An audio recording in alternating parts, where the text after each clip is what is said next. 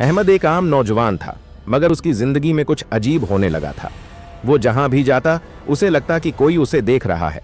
कभी खिड़की के पीछे, कभी गली के कोने पर और कभी आईने में वो एक साया सा देखता जो पलक झपकते ही गायब हो जाता। शुरू में अहमद ने उसे अपना वहम समझा, मगर फिर चीजें बिगड़ने लगें। रात के वक्त उसके कमरे की चीजें खुद ब खुद हिलने लगते, दरवाजा आहिस्ता आहिस्ता चरचराने लगता, और सबसे खौफनाक बात, जब वो आईने में देखता तो उसे अपनी पष्ट पर एक धुंधला साया नजर आता, मगर मरने पर वहां कुछ न होता। एक रात वो सोने के लिए लेटा तो उसे महसूस हुआ जैसे कोई उसके कान में सरगोशी कर रहा हो। खौफ से उसने रोशनी जलाई, मगर कमरे में कोई नहीं था। इसका दिल तेजी से धड़कने लगा। वो पानी पीने के लिए किचन की तरफ बढ़ा, मगर जैसे ही उसने फ्रिज का दरवाजा बंद किया, सामने खड़े आईने में वो साया साफ नजर आया। अब धुंधला नहीं, बल्कि वाज़ेह, एक बदसूरत और भयानक शक्ल में। अहमद पीछे हटने लगा, मगर अचानक उसके कंधे पर किसी ने सख्त गिरफ्त जमा ली। वो चीखना चाहता था, मगर उसका गुला खशक हो चुका था।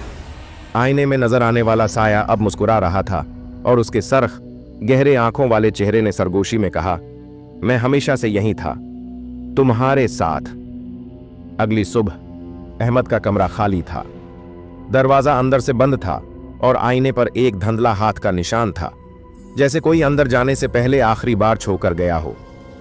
इंसान को अपने खौफ का सामना करना चाहिए।